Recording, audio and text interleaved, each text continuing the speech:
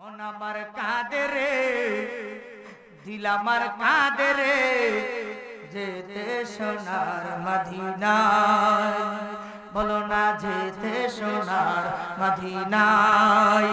মন আমার কাঁদে রে, দিল আমার কাঁদে রে, যেতে সোনার মদিনায়, বলো না যেতে সোনার মদিনায়। ওই মদিনায় আমার নূরের নবী, হায় হায় ওই মদিনায় আমার নূরের নবী কাঁদিতেছে। মোহব্বত লা ইলাহা নাজর সে লা ইলাহা লা ইলাহা जोर से ला इलाहा ला इलाहा ला इलाहा इल्लल्लाह ला इलाहा इल्लल्लाह इल्लल्लाह इल्लल्लाह इल्लल्लाह illallahu illallah illallahu illallah illallahu illallah illallahu illallahu illallah la ilaha illallah la ilaha la ilaha illallah মুহাম্মাদুর রাসূলুল্লাহ সাল্লাল্লাহু তাআলা আলাইহি ওয়াসাল্লাম। একটু ইসমে জাতের জিকির করলে কোনো কষ্ট হইবনি? জোরে কোন হইবনি? আরে আমরা তো তরিকতের পাগল, আমরা তো নবীর পাগল, আমরা তো যিনি আসমানের মালিক, যিনি আসমানের রব, যিনি এই জমিনের স্রষ্টা, আমরা তো তারই গোলাম।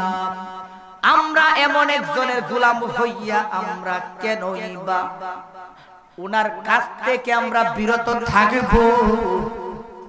যদি ওনার কাছ থেকে, ওনার জিকির থেকে, ওনার যে মহান আল্লাহ আমাদেরকে এত দয়া এত মায়া দিয়া সৃষ্টি করলেন, ওই মহান রব্বুল ইজ্জতের জিকির করলে যাদের মনে আগুন লাগে বুঝতে হবে এরা মানুষের দল নয়, নিঃসন্দেহে এরা শয়তানের দল। কথা কোন ঠিক কি না? এই জন্য যুবক ভাইরা, ও মুরব্বি বাবাজিরা, ভয় করবে একমাত্র আল্লাহকে।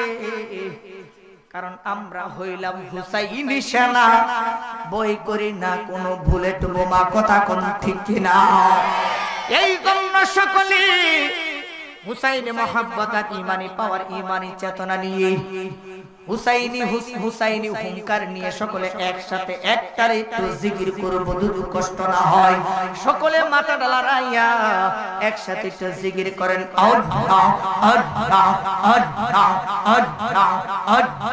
জোরে জোরে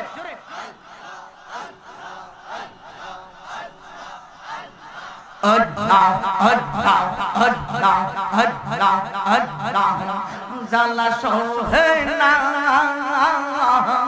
জালা সোহে না রে মাশাআল্লাহ। জালা সোহে না, জালা সোহে না রে মারহাবা। ওরে দয়ালের প্রেমের এত জালা গো মাশাআল্লাহ, ওরে জিহাদির প্রেমে এত জালা গো,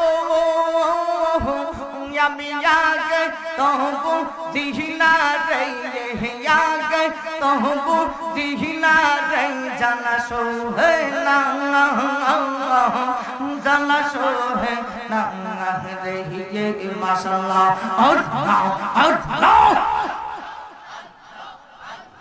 হংকুন ফুলের মালা লইয়া গো মাশাআল্লাহ আমরা রইলাম আমাদের বসিয়া, পাইলে তোমার দেখা গো মুর্শিদ মহলা, দিতাম পরাইয়া মাশাআল্লাহ।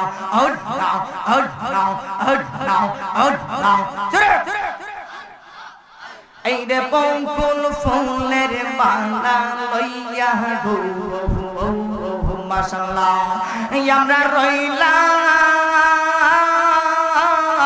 আম যে দাঁড়াইয়া পাইলে তোমার দেখা দয়াল মালা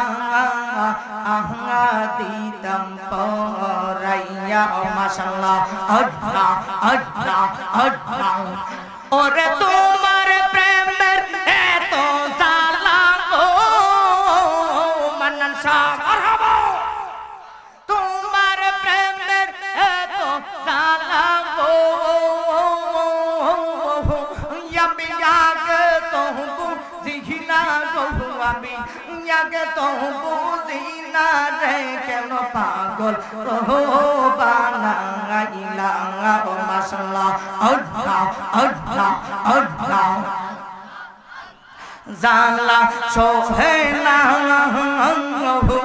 জালা সোহে না রহিয়ে মারহাবা আল্লাহ আল্লাহ আল্লাহ আল্লাহ তোমরা আমায় কি বুঝাইবা অন্তর কইরা কহিলা আমি জানি রে মুর্শিদের পীরের কত জ্বালা মাশাআল্লাহ আল্লাহ আল্লাহ আল্লাহ আমি জানি গো মান্নান শাহর পীরের কত জ্বালা মাশাআল্লাহ আমি বুঝি গো জিহাদির পীরিতে কত জ্বালা মাশাআল্লাহ আল্লাহ আল্লাহ আল্লাহ এই জগতে প্রেম করিয়া কেরে সে গো বালা বালা মাশাআল্লাহ এই জগতে প্রেম করিয়া কেরে সে গো বালা উপর আপর দেখতে বালা ভিতর কইরা কহিলা আমি জানি হে মুর্শিদের পীরের কত জ্বালা মাশাআল্লাহ আল্লাহ আল্লাহ আল্লাহ আল্লাহ লা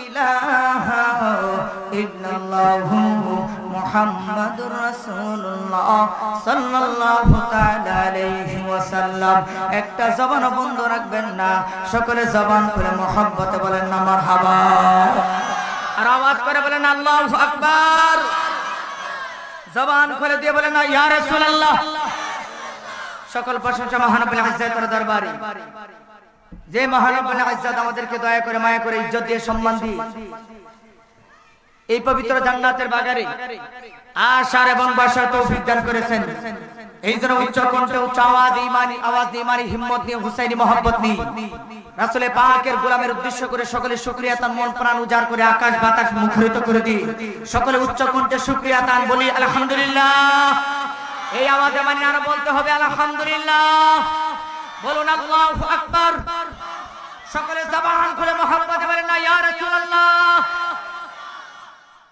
লক্ষ কোটি দরুদ সালাম হুজুরে আকরাম নূরে মুজাসসাম সাইয়্যিদুল আম্বিয়া সাইয়্যিদুল মুরসালিন খাতামুন নবিয়্যিন যিনি নূরে খুদা নূরে আম্বিয়া যিনি হাজির ও নাজির নবী কি সুবহানাল্লাহ করে এতগুলো মানুষ আপনারা কি বেজার হইছেন নাকি হুজুরে কোন বেজার হইছে আমার মন বলতাছে আপনারা এই কথাটা বলার পরে অনেকেই বেজার হইছে অনেকজন সুন্নি জামাতের আমি মনে করি একজন সৈনিক এই যে আমার মান্নান ভাই তারপরে এখানে দেখতেছেন আপনারা স্টেজের মাঝে অনেক উলামায়ে কেরামগণ আছে আমি তাদেরকে সাক্ষী রেখে বলতে চাই আজকে আপনাদের জবান খুলে একটু আওয়াজ করে বলেন আমার রাসূল হাজির নাজির কিনা এই আওয়াজ আমারই না মনে হয় মন বাজার উচ্চ আওয়াজে বলেন হাজির নাজির কিনা জবান খুলে দিলে এই জন্য উচ্চ আওয়াজে বলেন না ইয়া রাসূলুল্লাহ আর মুহাব্বতে বলেন না ইয়া রাসূলুল্লাহ আর যারা বুঝাও বুঝেন না তারা আরো বেশি কষ্ট পাবে কারণ আমরা এমন একজন নবীর গোলাম যেই নবী মদিনা থেকে আমাদেরকে দেখতে পান সুবহানাল্লাহ কইতেন না জোরে বলেন সুবহানাল্লাহ এইটা আমাদের আকীদা এটা হলো আমাদের ঈমান আমাদের সুন্নি জামাতের ইমাম রাসূল আমাদেরকে দেখতে পান, ইচ্ছা করলে ঘুমের ঘরে স্বপ্নের মাঝে বাংলা করে হাজির হইতে পারেন। শুধু 4 তলা 5 তলা 20 তলা বিল্ডিং এর মাঝে না, আপনার ভিতরে বুদ্ধি ইশকের মহব্বত থাকে, বিলালের মতো মহব্বত থাকে, বসকরি পাগলার মতো যদি মহব্বত থাকে, ফতে আলীর মতো যদি মহব্বত থাকে, হ্যাঁ বাইজিদ মুস্তামির মতো মহব্বত থাকে, আপনি চক্ষু বন্ধ করলে আপনি মদিনা দেখতে পাবেন। শুধু মদিনা নাই, আমার নবী রওজা মুবারকের মাঝে কি করে তাও দেখতে পারবেন। খুব হুঁশিয়ার। 2 বছর আগে আইছিলাম, সময় পাই নাই, আজকে সময়টা পাইছি, কিন্তু একটা দিক দিয়ে ভালো লাগতেছে না। যদি হয়ে যাইতো তাহলে বেশি ভালো লাগতো। আলহামদুলিল্লাহ বলেন আল্লাহু আকবার। আমরা রাসূলকে হাজির নাজির মানি কিনা, জোরে কোন মানি কিনা, এটাই হলো আমাদের ঈমান। আজকের এই মাহফিলে আসার উদ্দেশ্য হলো, শিকার উদ্দেশ্য হলো রাসূলকে 1 নাম্বার মানতে হবে। কারণ আমাদের দেশে অনেক ভাই, আমি তাদেরকে গালি দেই না, অনেক ভাই আছে যারা রাসূলকে নিয়ে খেলা করে, যারা রাসূলকে নিয়ে অনেক ধরনের কটূক্তি করে। এক দিক দিয়ে রাসূলকে হাজির নাজির মানতেছে, আবার অন্য দিক দিয়ে মানে না। কোন দিক দিয়ে মানে হুজুর আপনি বলবেন যে কোন দিক দিয়ে মানতেছে আর কোন দিক দিয়ে মানে না। কবরে লাশ রাখার সময় বিসমিল্লাহি ওয়াল আমার দাদা আমার বাবার কথা কয় কিনা কয় বলে। আপনার এলাকায় মনে হয় বিসমিল্লাহ, কবরে লাশ রাখার সময় বিসমিল্লাহ ও এই দিকে এই কথাই কয়, হ্যাঁ বিসমিল্লাহ মিল্লাতি রাসূলুল্লাহ এই কথাই কয়, বলে নাকি? ও ফি সাবিলিল্লাহ বলেন, আল্লাহু আকবার বলেন। আমাদের রাসূল হাজির নাজির কিনা, এই কথা আমাদের বিশ্বাস থাকতে হবে। এই কথা বিশ্বাসের উপর আমাদের আমল করতে হবে। কারণ যেহেতু আল্লাহ আমাদেরকে বলেছেন আল্লাহু মাআস সাবিরিন, হে বান্দারে তোমরা যা কিছু করো, ভালো করো মন্দ করো, খারাপ করো ভালো করো মন্দ করো, যা কিছু করো আমি আল্লাহর ইবাদত করতে গিয়ে তোমরা সবর করো আমি আল্লাহর উপর। কারণ তোমরা মনে করিও যে আমি আল্লাহ, তোমরা যে সবর করবা এই সবরকারীদের সঙ্গে আমি আল্লাহ কিন্তু আছি। কথা কোন আছে কিনা, আরো জোরে বলেন আছে কিনা। এখন আপনি রাসূলকে হাজির নাজির মনে করলেন, রাসূলকে হাজির নাজির আমি ওদম গুনাহগার ফারুকী একা মনে করি নাই। আজকের এই স্টেজের মাঝে আলেম ওলামারা বসে আছে, তাদেরকে জিজ্ঞাসা করবেন, আমার চেয়ে অনেক বড় বড় আলেম এখানে বসা, যাদের পায়ের স্যান্ডেলের দোলার সমতুল্য আমি ফারুকী হতে পারি নাই, তারা আজকে স্টেজে বসা তাদেরকে জিজ্ঞাসা করবেন আপনি কি রাসূলকে হাজির নাজির বিশ্বাস করেন কিনা। এই জন্যই তাদেরকে আজকে এই স্টেজে ডাকার উদ্দেশ্য হইল, তারা রাসূলকে হাজির নাজির বিশ্বাস করে। এই জন্য রাসূলের বাগানে, রাসূলের জান্নাতের বাগানে রাসূলের সামনে বসে আছে, হাসরের মাঠে আমার নবীর সামনে বসে থাকবে, আমার নবী ডাকতে দেব হে উম্মত আজকে করে নিয়ে আমি ডাইরেক্ট জান্নাতের ভিতরে প্রবেশ করব। আমরা রাসূলের সামনে বসে থাকতে চাই কি চাই না? হাত তুলে বলেন কারা কারা চাই? আল্লাহু আকবার।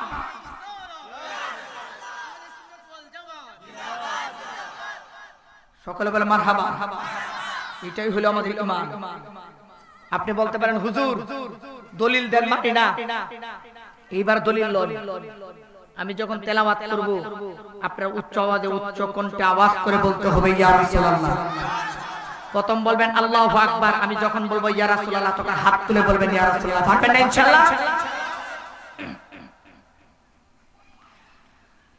বিসমিল্লাহির রাহমানির রহিম।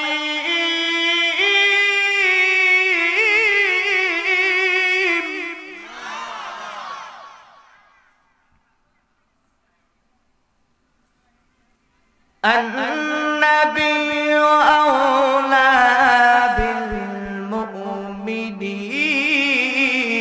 من أنفسهم। আল্লাহ ডাকে দিয়া কই আজকের জান্নাতের বাগান থেকে আল্লাহর কাছে 1 নম্বরে দলিল চাইলাম। ও মায়ের আল্লাহ গো, তোমার কাছে জানতে চাই, তোমার কাছে আবেদন, তোমার কাছে এই জান্নাতের বাগান থেকে ফরিয়াদ। আল্লাহ আলেম ওলামাদেরকে নিয়ে, যুবক সেনাদেরকে নিয়ে, সুন্নি যুবকদেরকে নিয়ে, সুন্নি মুরব্বিদেরকে নিয়ে, আবু বকরের মতো নবীর পাগল প্রেমিক মুরব্বিদেরকে নিয়ে, হযরত রাবিয়া বসরির মতো পরদানিশীল মা বোনদেরকে নিয়ে আজকে এই জান্নাতের বাগান থেকে সর্বপ্রথম তোমার কাছে একটা দরখাস্ত, আল্লাহ জানতে চাই এই শ্রেণীর আমাদের দেশের এক শ্রেণীর লোকেরা আমাদেরকে অপমান করে, আমাদেরকে গালি দেয়। আল্লাহ কেন গালি দেয় জানোনি? রাসূলকে হাজির নাজির নবী বিশ্বাস করি। তুমি কোরআনে বলেছো আন-নাবী আউলা বিল মুমিনিনা মিন আনফুসিহিম। ও মায়ার আল্লাহ গো, তোমার বন্ধু নবীকে ঈমানদারদের জানের চেয়ে আরো নিকটে রাখছো, কিন্তু আল্লাহ মানুষ যখন জানতে পারবে তোমার ঈমানদার বান্দা বান্দীরা, তোমার ঈমানদার বান্দা বান্দীদের কাছে জানের চেয়ে আরো নিকটে রাখছো আল্লাহ তোমার বন্ধু নবীরে। এ মায়ার আল্লাহ, তোমার কাছে একটা ফরিয়াদ আল্লাহ গো, জানতে চাই তোমার কাছে একটা ফরিয়াদ। কি ফরিয়াদ? আল্লাহ তোমার নবীরে রাখছো ঈমানদারদের জানের চেয়ে আরো নিকটে। আল্লাহ তুমি আছো কোন জায়গায়? এইবার তোমার কাছ থেকে জানতে চাই। আল্লাহ এখানে ঈমানদার বেঈমান মুনাফিক নাস্তিকদের কথা বলে নাই, আল্লাহ ডাকে দিয়া কয়, আল্লাহ কোরআনে কয় ওয়া নাহনু আকরাবু ইলাইহি মিন হাবলিল ওয়ারিদ।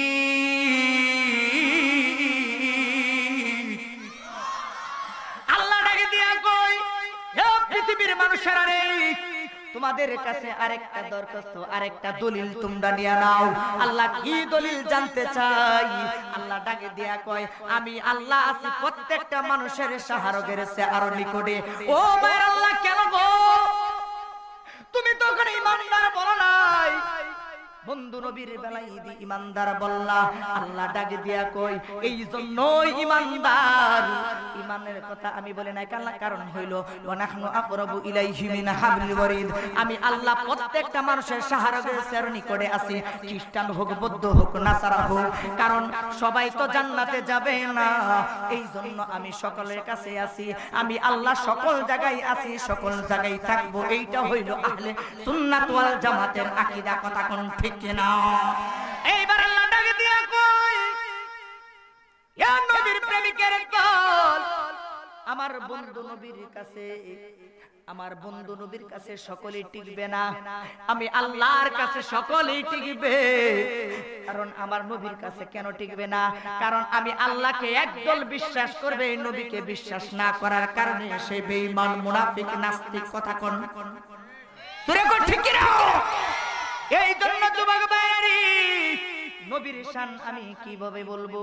নবীর শান বুঝাইতে গিয়া আমি একটা ঘটনা সব প্রায় জায়গাতেই আমি বলে থাকি। এই বছর নবীর শান যে কিভাবে নবী হইল হাজির নাজির কিনা, আজকের এই মাহফিলে আমার নবী আসার ক্ষমতা আছে না নাই?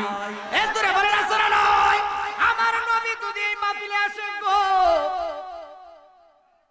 আমার নবী যদি এই মাহফিলে আসার ক্ষমতা রাখে এবং থাকে, আমার নবী আসতে পারেন, এইটাও হইল আমাদের বিশ্বাস। কারণ আমরা দেখি না, যদি আবু বকরের মতো চোখ যদি লাগাইতে পারতাম তাহলে মুহূর্তের ভিতরে নবী দেখতে পারতাম। কথা কোন ঠিক কিনা? নবীর শান বুঝাইতে গিয়েও আমি গাউসুল আজমের ছোট্ট একটি ঘটনার দিকে চলে যাই। গাউসুল আজমের কেমন শানমান, গাউসুল আজমের কেমন পাওয়ার। আল্লাহ এক আয়াতে বলেন মাইয়িতে আর রাসূল ফাকাদ আতা আল্লাহ। আমি আল্লাহ আছি যেটাই সেটাই আছে আমার রাসূল। আল্লাহ রাসূলকে অনুগত, রাসূলকে অনুসরণ করলে, রাসূলকে তাজিম করলে আল্লাহকে তাজিম করা হয়ে যায়। এই জন্য আসুন আমি সংক্ষিপ্ত আকারে একটি ঘটনা বলতে চাই। আমার গাউসুল আজম আব্দুল কাদের জিলানী আল জিলানী হাইকাল নুরানী কাইয়ুমে জামানের এক মুরিদ, রমজান মাসে বাজারে চাষতল বসিয়া ডাকে দিয়া কই ও গাউসুল আজমের মুরিদের দল, ওই আমার পীর ভাইরা গো, আজকে একটি শানমান বলে যায়। ও কি শানমান? ও আজকে আমার মনটা বড় খুশি খুশি। কো কেন খুশি? ও গতকালকে আমার গাউসুল আজম আব্দুল কাদের জিলানীরে আমার বাড়িতে ইফতারি খাওয়াইছি, আমার যে কি আনন্দ লাগতেছে। যেই লোকটার কাছে বললেন, এই লোকটা ঢাক দিয়া কই মিথ্যা কথা করার জায়গা পাইলা না। কারণ কি, কেমনে মিথ্যা কথা বললাম? এই পাগলাটা ঢাক দিয়া কই এ পীর ভাই গো, আমার গাউসুল আজমের মুরিদানরা তো কোনোদিন মিথ্যা কথা বলতে পারে না। ও কেমনে মিথ্যা কথা বললাম? ডাকে দিয়া কই মিথ্যা কথা বলো নাই তো কি?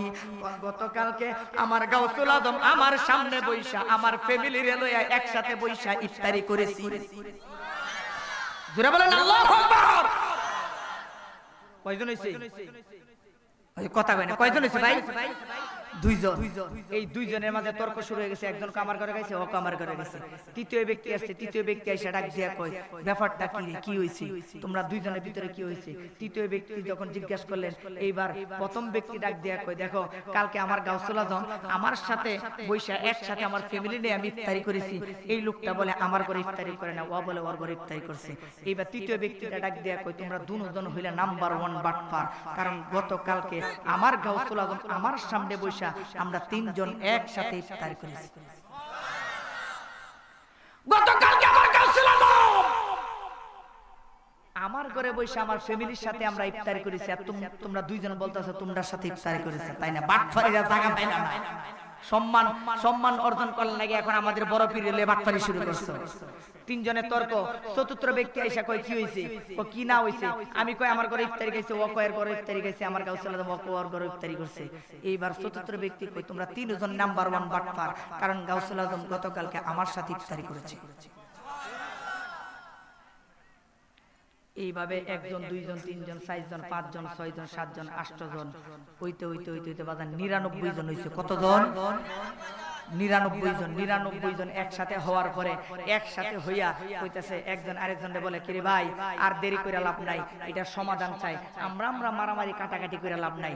ল আমাদের একজন সর্দার আছে যিনি আমাদেরকে পরিচালনা করে, আমাদের পীর বায়ান্তের মাঝে একজন সর্দার বানায় দিছে, যিনি পরিচালনা করে, ওনার কাছে যাই। উনি সব সময় বিচার করেন, উনি যা রায় দেয় সেই রায় মানা হবে। এইবার সকলে একসাথে গেলেন গাউসুল আজমের এই বড় বক্তর কাছে, মুরিদের কাছে, যিনি সর্দার সাহেবের কাছে গেলেন, গিয়ে বললেন যে সর্দার সাহেব আমরা তো বড় একটা বিপদে পড়ে গেছি। কি বিপদে পড়েছো তোমরা? ডাক দিয়া কয় আমরা গতকালকে আমি বলছি আমার গাউসুল আজমরা আমি ইফতারি করাইছি বড় পীর আব্দুল কাদের জিলানী রে, ও বলে ওর ঘরে করছে, ও কই ওর ঘরে করছে। এইভাবে আমরা একজন, দুইজন, তিনজন হইতে হইতে 99 জন হইছি। এইবার সর্দার সাহেব ডাক দিয়া কয় তোমরা জীবনে বাটপারি করো শুনছি, কিন্তু আমার বড় পীর লইয়া যে অত বড় বাটপারি তোমরা দল বাইন্দা যে বাটপারি করবা, এইটা আমি জীবনে কল্পনা করতে পারি নাই। জোরে কোন আল্লাহু আকবার। ডাক দিয়া কই কেমনে বাটপারি করলাম? এই সর্দার সাহেব ডাক দিয়া কই এ গাউসুল আজমের বক্তরা রি, কারণ কি জানোনি?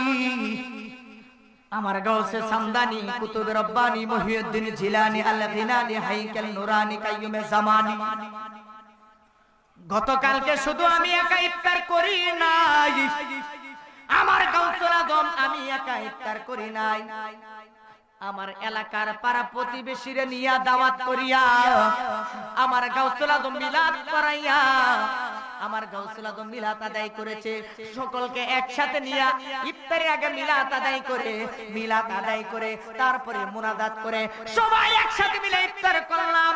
আজকে তোমরা 99 জন আইসা দাবি করলা তোমাদের ঘরে গাউসুল আজম ইফতারি করলো, বাটপারি করার আর জায়গা পাইলাম না, কারণ গাউসুল আজম গতকালকে ইফতারি করেছে আমি সর্দারের ঘরে। কয়জনের হইছে? 100 পূরণ হইছে। এবার 100 জন মিলা তর্ক, একজন আরেকজনের দিকে তাকাইয়া তর্ক শুরু হয়ে গেলেন। ডাক দিয়া কই এক লোক ডাক দিয়া কই ও সর্দার সাহেব বাড়াবাড়ি কইরা লাভ নাই, চলো সবাই মিলে গাউসুল আজমের দরবারে চলে যাই। সব পাগলার দলের একটা দৌড় মারলেন গো, একটা দৌড় দিয়া গাউসুল আজমের দরবারে গেলেন। ডাকে দিয়া কই মুর্শিদ তোমার প্রেমে পাগল আমি হইলাম যে দিওয়ানা, তুমি সারা বুঝি না বুঝতে যে চাই না, আরে কি আগুন লাগাইয়া তুমি আমরা রে ঘুমাইয়া রইছো বাবা নরম বিছানাতে, আগুনের জ্বালাই আমরা কিভাবে নিবাই, শান্ত করো বাজান তুমি দিদারের আশায়। আল্লাহু আকবার। ডাক দিয়ে কই এ পাগলার দলের আরি, বুঝতে পারলাম না তোমরা 100 জন লোক আইসা সকলের চেহারা মুবারকের দিকে তাকায় দেখে চোখের মধ্যে পানি ঝল ঝল ঝল ঝল করতেছে। গাউসুল আজম ডাকে দেয়া কয় পাগলার দলের আরি, ও পাগলার দলের আরি, তোমাদের কি হয়েছে? ও হুজুর, কাটা গায়ে আর আগুন সিটা দিয়েন না, কাটা গায়ে আর লবণ সিটা দিয়েন না। ও কি করলাম, ও কি করেন না, জ্বালাই অঙ্গ জইলা পইরা ছাই। কি হয়েছে?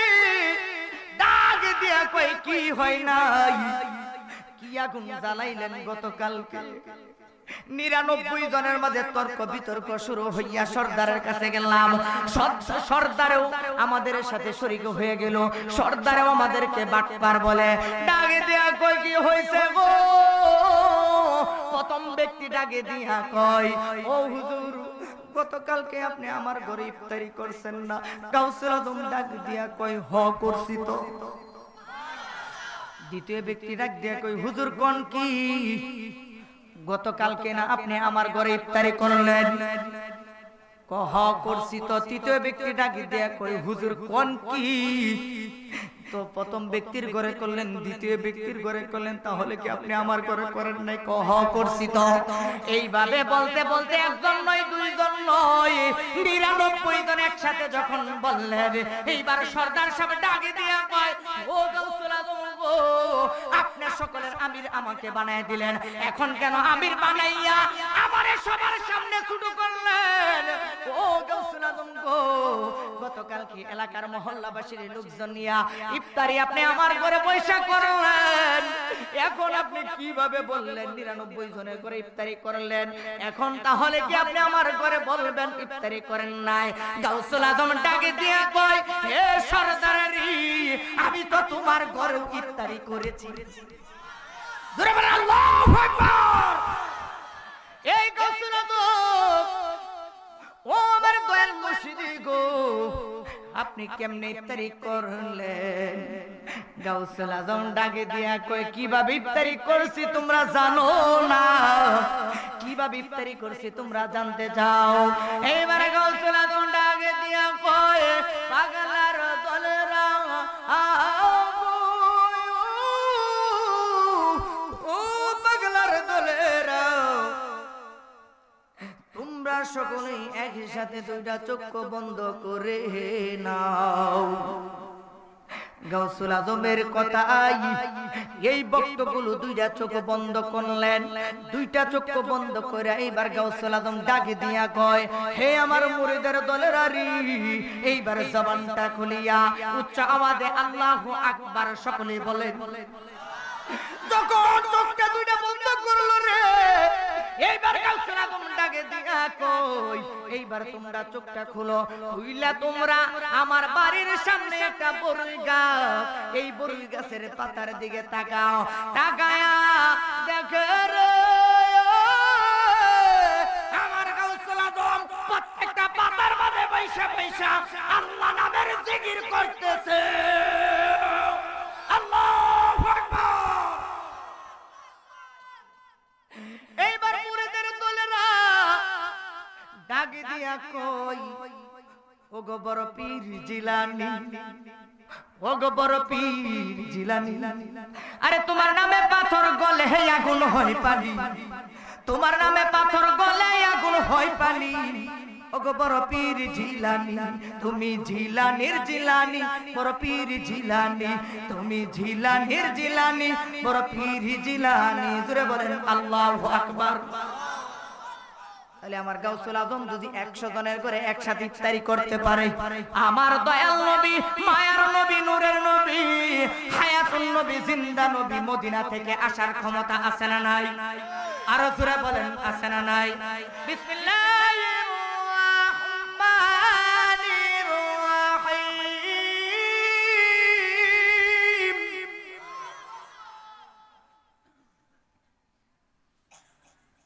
ইন্না আরসালনাকা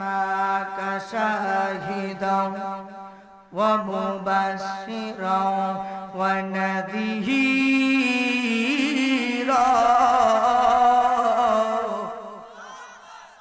ঘোষণা করেছেন কি? আর জোরে বলেন কে করেছেন?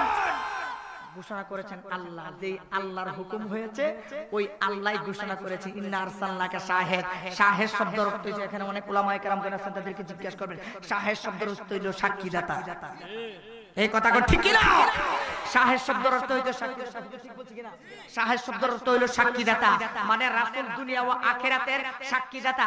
আজকে এই যে জান্নাতের বাগানে আপনারা বসে আছেন, এর সাক্ষীদাতা হলো আমার রাসূল। কে দূরে দূরে শুয়ে পড়ছেন, কে আস্তে দূরে শুয়ে পড়ছেন, আমার রাসূল কঠিন হাসর মাঠে আল্লাহ হইলেন প্রধান, আল্লাহ হইলেন সভাপতি, আর আমার দয়াল নবী হায়াতুন নবী জিন্দা নবী হইলেন প্রধান অতিথি। এইবার আল্লাহ ডাক দেবো, হাবিব আজকে হইলাম আমি সভাপতি, আপনি হইলেন প্রধান অতিথি। আজকে হাসর মাঠ থেকে আপনার গুনাহগার উম্মতদেরকে আপনি কিভাবে নাজাত করবেন? আপনি যেইভাবে চান, ওয়ালা সাওফা ইউতিকা রাব্বুকা ফাতারদু। ইয়া রাসূলুল্লাহ, ইয়া হাবিবাল্লাহ, আজকে হাসর মাঠে আপনি চাইতে দেরি হবে, আমি আল্লাহ আপনাকে দিতেই থাকবো যতক্ষণ না পর্যন্ত আপনি খুশি না হবেন। জোরে বলেন আল্লাহু আকবার, মুহাব্বতে বলেন ইয়া রাসূলুল্লাহ। কেউ আল্লাহ দি নবীরে কইব হাসরের মাঠে, নবী গো আজকে আপনি যতক্ষণ না খুশি না হবেন, যতক্ষণ না সন্তুষ্ট না হবেন, ততক্ষণ পর্যন্ত আমি আল্লাহ আপনাকে দিতেই থাকবো। জোরে কোন সুবহানাল্লাহ। কেউ আমাদের নবী কি কোনো সাধারণ নবী বাদান?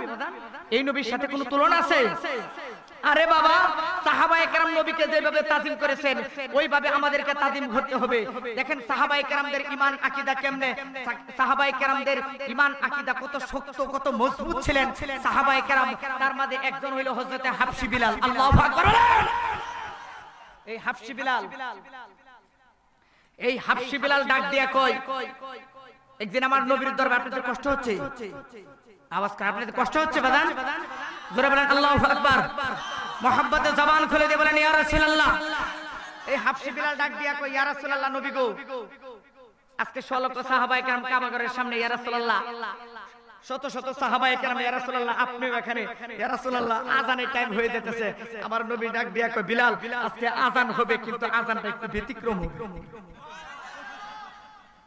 বিলাল ডাক দিয়া কই, ইয়া রাসূলুল্লাহ আযান একটু ব্যতিক্রম হবে মানে? কই হ বিলাল, আজকে আযান হবে একটু ব্যতিক্রম। কই ইয়া রাসূলুল্লাহ ব্যতিক্রম বলতে কি বুঝাই? ইয়া রাসূলুল্লাহ নবী গো আমাকে একটু খুলে বলুন ইয়া রাসূলুল্লাহ, ভুল বেদবি ক্ষমা করে। এবার আমার নবী ডাক দিয়া কই, বিলাল তুমি প্রতিদিন আযান দাও কোন দিকে মুখ ফিরাইয়া? এইবার বিলাল এই কথা বলার পর আমার নবী ডাক দিয়া কই, বিলাল ডাক দিয়া কই, ইয়া রাসূলুল্লাহ প্রতিদিন তো কাবা ঘরের দিকে মুখটা ফিরাইয়া আযান দেই, ইয়া রাসূলুল্লাহ এখন আমি কি করব? এইবার আমার নবী ডাক দিয়া কই, বিলাল আজকে আযান দিবা, কাবা থাকবে তোমার কদমের নিচে, তুমি থাকবা কাবার উপর। আমরা কোন দিকে ফিরে আযান দিই? জি কিবলার দিকে, মানে কাবার দিকে মুখ ফিরাইয়া। কথা কোন ঠিক কি না? বিলাল একটা লাফ দিয়ে কাবা ঘরের উপরে দাঁড়ায় গেলেন। কাবা ঘরের উপরে দাঁড়াইয়া আমার নবীর দিকে লক্ষ্য করে বিলাল ডাকে দিয়া কই, ইয়া রাসূলুল্লাহ নবী গো, ও মায়ের নবী, দয়াল নবী, ও নবী গো আমি কি আযান দিব নাকি? নবী ডাকে দিয়া কই, বিলাল আযান দাও। বিলাল এইবার আল্লাহু আকবার বলতে শুরু করলেন। আল্লাহু আকবার একবার বলে বিলাল হাত নামায় নিলেন। আমার নবী ডাকে দিয়া কই, বিলাল রে কেন আযান দিতে গিয়া হাত নামায় লাইলা? এ বিলাল কেন আযান এখন আর দাও না? আমার নবীর কথা শোনার পরে বিলাল ডাকে দিয়া কয়, ইয়া রাসূলুল্লাহ নবী গো, ও মায়ের নবী, দয়াল নবী গো আপনি বলেছেন আযান দেওয়ার জন্য, কাবার দিকে ফিরিয়া সারা জীবন আযান দিলাম। ইয়া রাসূলুল্লাহ আজকে আমি বিলাল হইলাম কাবা ঘরের উপরে, কাবা হইল আমার কদমের নিচে।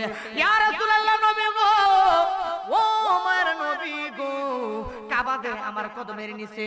ইয়া রাসূলুল্লাহ নবী গো আমি কোন দিকে ফিরা আযান দিমু? বিলাল এই কথা বলিয়া চোখের পানি ফালাইয়া নবীর দরবারে যখন ফরিয়াদ করলেন। নবী আমার ডাকে দিয়া কয়, বিলাল রে,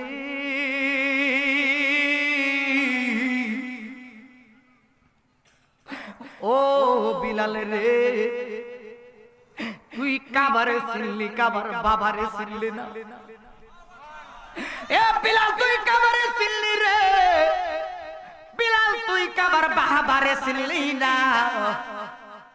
নবী ডাকে দেয়া কয়, বিলাল রে, কাবা হইল তোর কদমের নিচে, তুই হইলে কাবার উপরে, তুই আজকে আযান দিবে কোন দিকে ফিরিয়া। বিলাল এই কথা, নবী এই কথা বলার পর বিলাল ডাকে দেয়া কয়, ইয়া রাসূলুল্লাহ, নবী গো, আমার নবী, আপনি যেই দিকে ফিরিয়া বলেন ইয়া রাসূলুল্লাহ আমি আযান দিব। এবার আমার নবী ডাকে দিয়া কই বিলালের দিকে হাসি দিয়া, হে বিলাল রে, আমি তো হইলাম কাবার বাবা, তুই কাবার বাবার দিকে মুখ ফিরাইয়া আজকে আযান দে। আল্লাহু আকবার। এইবার বিলাল খুশিতে আনন্দিত হইয়া বিলাল এইবার আযান দেওয়া শুরু করলেন।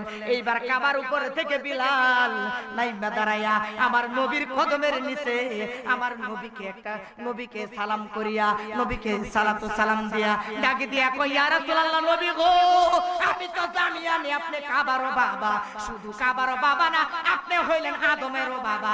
কারণ হইল ইয়া রাসূলুল্লাহ, পৃথিবীর ইতিহাসে ঈমানদারদের এই নিশানা করার জন্য ইয়া রাসূলুল্লাহ আপনার জবান থেকে আমি শুনতে চাচ্ছিলাম। জোরে বলেন না সুবহানাল্লাহ। সাহাবায়ে কেরাম কতটুকু ঈমান ছিল রাসূলের প্রতি, আল্লাহু আকবার বলেন না। নবীজির ভালোবাসাই হইল ঈমানের মূল। যদি সাহাবায়ে কেরামদের মতো ভালোবাসা অর্জন করতে পারেন, আপনি থাকবেন বাংলাদেশে, দেখবেন মদিনায়। কারণ পৃথিবীর ইতিহাসে যারা ওলি আল্লাহরা, গাউস কুতুবরা, তারা এমন প্রেমের খেলা দেখাইছে, এমন কথা বলছে, তাদের কথা হয়েছে আল্লাহর দলিল। সুবহানাল্লাহ কোন মিয়া, জোরে কোন সুবহানাল্লাহ। আমারে বলেছে, আমার মাহফিল কমিটির ভাইরা বলেছে যে হুজুর কিছু এরকম কিছু কথা বলেন যেই কথা এলাকার লোকেরা মানুষ অনেক সময় শুনে নাই। তার মাঝে একটা ঘটনা হলো, নবীর প্রেমের দ্বারাতে যে মুখের দলিল হয়ে যায়, এবং যেই ব্যক্তি মদিনাওয়ালার গোলামি করবে, আল্লাহর সৃষ্টি জগৎ তার গোলামি করবে। কথা কর ঠিক কিনা? আপনি যদি গাউসুল আজমের মহব্বত দিয়া আমার গাউসুল আজম ডাক দিয়া তো কই, যারা কাদিয়া তরিকায় যারা বয়াত রাসূল গ্রহণ করেছো, তোমরা এক প্রান্তে থেকে আরেক প্রান্তে তোমরা আমি গাউসুল আজমের ভক্ত এবং মুরিদানরা তোমরা বিপদের মুখে পড়ে গেছো।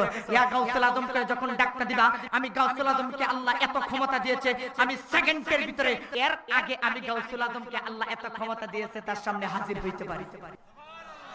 এটা কি আমাদের জন্য নিয়ামত না কেমন? আরো জোরে বলেন নিয়ামতটা কেমন? এটা হইল আমাদের এক নম্বর নিয়ামত।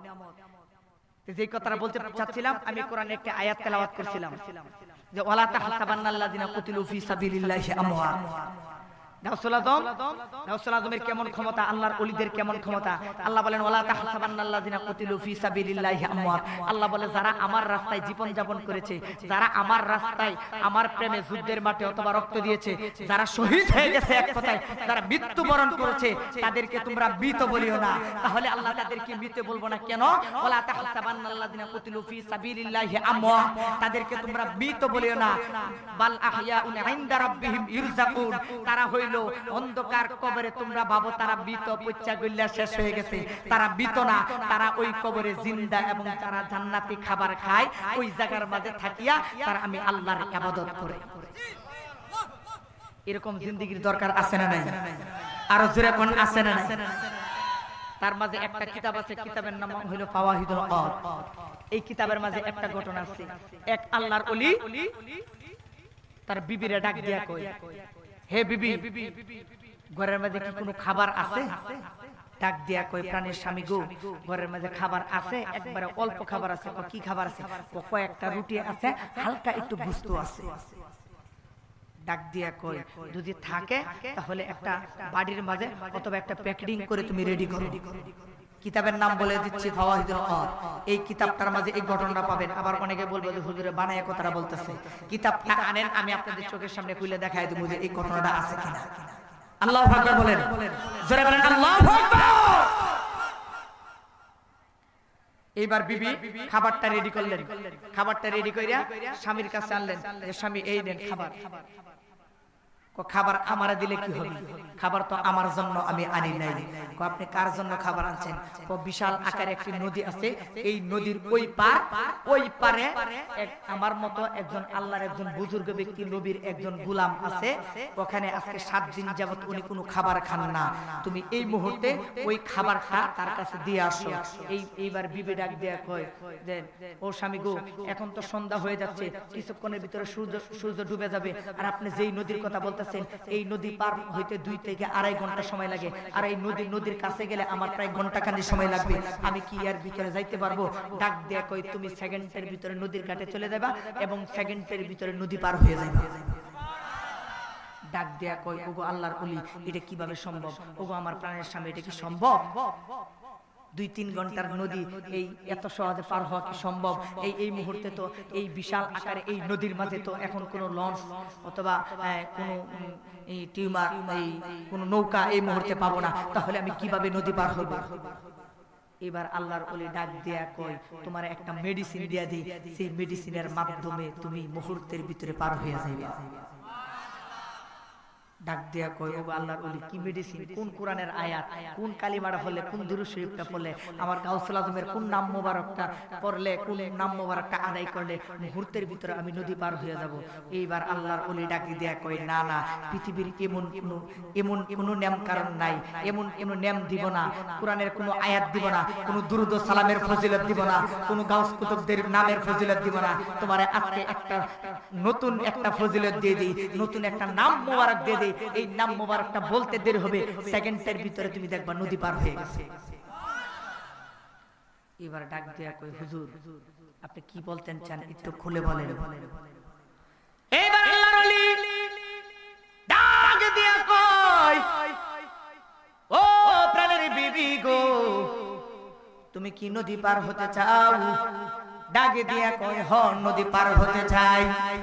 ডাকে দিয়া কই নদী যদি পার হইতে চাও গো, নদীর ঘাটে গিয়া তুমি বলবা, নদীর ঘাটে গিয়া তুমি বলবা এ নদী রে, আমার স্বামী বলেছে আমারে বিয়া করেছে প্রায় 20 বছর, 17-18 বছর হয়ে গেছে, এর ভিতরে একদিন আমার সাথে সহবাস করে নাই। এই কথা বলার সাথে বিবি ডাকে দিয়া কয় ও প্রাণের স্বামী গো, আপনি এত বড় মিথ্যা কথাটা কেমনে বললেন? আমার 4টা 5টা 7টা সন্তান, আমার সাথে যদি আপনি মিলামিশা না করেন, আমার সাথে যদি আপনি সহবাস না করেন, এতগুলো সন্তান কোথায় থেকে আসলো? এই বিবিটা চোখের পানি ফেলায়া ডাকে ডাকে আমার জীবনে আপনি কলঙ্ক লাগাইয়েন না গো,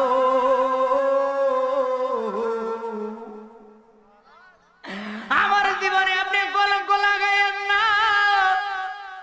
এই কথা যদি সমাজের লোকেরা মানে গো, আমার সমাজ থেকে বের করে দিবে। ও কেন বের করে দিবে গো? আমি তো সমাজের লোকের কাছে বলি নাই। বিবিটা ডাকে দিয়া কয় ও প্রাণের স্বামী গো, আপনি কি সত্যি কি একদিনও আমার সাথে সহবাস করেন নাই? স্বামী ডাকে দিয়া কই বিবি রে, এত কষ্ট করিস না, শুধু তোরে আমি বলেছি তুই যদি নদী পার হতে চাস এই কথাটা বলবি, এই কথাটা বলার সাথে সাথে নদী তোর পার করে দিবে। এইবার বিবি চোখের পানি ফালাইয়া কাঁদতে কাঁদতে নদীর কাছে চলে গেলেন রে। নদীর কাছে গিয়া কাঁদতে কাঁদতে নদীর কাছে গিয়ে বললেন ও নদী রে, আজকে মনের মাঝে বড় ব্যথা নিয়ে, বড় যন্ত্রণা নিয়ে আসলাম, বড় যন্ত্রণা নিয়ে আসলাম, বড় কষ্ট নিয়ে আসলাম।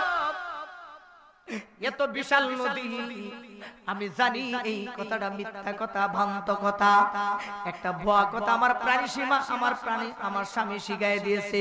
এই কথা বললে আমার উপর গজব নাকি আসে, আমি কিভাবে বলবো?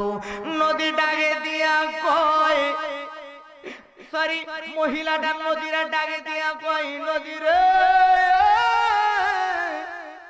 আমার স্বামী বলেছে তোমার কাছে আয়েশা বলতে, তুমি তোমার কাছে আয়েশা বলতে 17-18 বছর 20 বছর হয়ে গেছে আমার স্বামী আমাকে বিয়ে করেছে, এর ভিতরে একদিনও সহবাস করে নাই। এ নদী রে, এই কথা বললে নাকি তুমি নদী পার কইরা দিবা। এই কথাটা বলতে দেরি হইছে, নদী থেকে একটা আওয়াজ আসছে গো, ও মা গো চোখটা তুমি বন্ধ করে দাও, বন্ধ করে ডান পাউডা তোমার নদীর দিকে বাড়াইয়া দাও। এই কথা বলতে দেরি হইছে রে, নদী থেকে মহিলারে সালাম দিতে আল্লাহু আকবার। নদী থেকে রে এই মহিলাকে সালাম দিলেন, ডাকি দিয়া কই মা গো তোমার ডান ঠ্যাংটা বিসমিল্লাহ কয়ে বাড়ায়া দাও, তবে চোখ দুইটা বন্ধ রাখতে হবে। হঠাৎ করে চোখ বন্ধ করলেন, হঠাৎ করে চোখ খুললেন, চোখটা খুলতে দেরি হইছে, চোখটা খুইলা দেখে রে নদীর ওই পার 2-2.5 ঘন্টা 3 ঘন্টার নদী মুহূর্তের ভিতরে পার হইয়া ওই পার আল্লাহর ওলির সামনে দাঁড়ায় রইছে। যখন নদী পার করলেন, নদী পার হইয়া ওই মহিলাটা কাঁদতে কাঁদতে কাঁদতে কাঁদতে তাকায়া দেখে রে একজন আল্লাহর ওলি, একজন বুজুর্গ ব্যক্তি নদীর মাঝখানে যেই জায়গাটা নদী পার হওয়ার পর ডানে নদী বামে নদী, মাঝখানে একটা জায়গার মাঝে ওই আল্লাহর ওলি বৈশা দেখে আল্লাহ নামের জিকির করে পেটটা একবারে পিঠের সাথে লাইগা গেছে। 7 দিন 8 দিন খাবার নাই, গিয়া ওই মহিলাটা সাথে কাছাকাছি গেলেন, কাছাকাছি গিয়া বাজান ওই মহিলা ওই পুরুষটার ওই আল্লাহর ওলিকে সালাম দিলেন। সালাম দেওয়ার পর ওই আল্লাহর ওলি সালাম গ্রহণ করলেন। আল্লাহর ওলি সালাম যখন গ্রহণ করলেন, এইবারে ডাকে দিয়া কই ও গো আল্লাহর ওলি, আমার স্বামী আপনার জন্য খাবার পাঠাইছে। ও ঠিক আছে, আমি জানি তোমার স্বামী আমার জন্য খাবার পাঠাইছে, কোনো মোবাইল নাই, টেলিফোন নাই, কিভাবে আপনার সাথে পরামর্শ করলো, কিভাবে আলোচনা করলো, কিভাবে আপনি তার সাথে কেমনে যোগাযোগ করলেন? এই আল্লাহর ওলি ডাকে দিয়া কই তুমি জানো না কিভাবে যোগাযোগ করছি? যোগাযোগের ব্যবস্থা স্বয়ং আল্লাহ এবং দয়াল নবীর মাধ্যমে আমাদের কাছে চলে আসে। এইবারে ডাকে দিয়া কই ও আল্লাহর ওলি গো, আপনার জন্য খাবার আনছি, আপনি কি খাবার খাবেন? আমি আমার হাতে খাবার খাবো না, তোমার হাতে খাবার তুইলে আমাকে খাওয়া দাও। এইবার যখন খাবারটা বাজান, এই খাবারটা হাতের মাঝে নিয়া এই আল্লাহর ওলির বিবি সুন্দর মতন রুটি আর গোশত নিয়ে মুখে তুইলা দিলেন। আল্লাহর ওলি খাবার খাইলেন। এইবার দেখেন এখনো সূর্য ডুবে নাই এই দিকটা। এইবার মহিলাটা ডাকে দিয়া কই ও গো আল্লাহর ওলি, আপনার কদমে সালাম রাইখা এইবার আমি চলে যেতে চাই। ডাকে দিয়া কই কেন গো? ও সূর্য ডুবে যাবে, সূর্য ডুবে যাবে, সূর্য ডুবার আগে আমার স্বামী বলেছে বাড়িতে যাইতে হবে। ও গো আল্লাহর ওলি, আপনি আমারে কিভাবে পার করবেন? এখন তো কোনো নদী নাই, কোনো নালা নাই। ডাকে দিয়া কই তোমার স্বামী তোমারে কিভাবে পার করেছে? ডাকে দিয়া কয় আমার স্বামী বলেছে, এমন একটা কথা বলেছে যেই কথা বলতে গেলে আমি লজ্জা পাই। ডাকে দিয়া কই ও মা গো, তোমার স্বামী তোমাকে কি কথা বলে নদী পার করেছে? ও হুজুর, আমার স্বামী বলেছে নদীর কাছে আইসা বলতে, এ নদীর এই এত বছর হইছে বিয়া হইছে, এর ভিতরে আমার স্বামী একদিনও আমার সাথে সহবাস করে নাই। তো তাই নাকি? এই কথা বলার সাথে সাথে তুমি নদী পার হয়ে গেছো। এই মহিলাটা আল্লাহর ওলি রে রুটি খাওয়াইলেন, খাওয়ার উপর এবার ডাক দিয়া কই ও গো আল্লাহর ওলি, এইবার আপনি কি বলে আমাকে পার করবেন? এই আল্লাহর ওলি ডাকে দিয়া কয় মা গো, তোমার স্বামী যেই কথা বলেছে আমি সেই কথা বলবো না, তবে আমি তোমাকে একটা তসবিহ দিয়া দেই, একটা তসবিহ দিয়া দেই, একটা আমল দিয়া দেই, এই আমলের দ্বারাতে তুমি পার হয়ে যাইবা।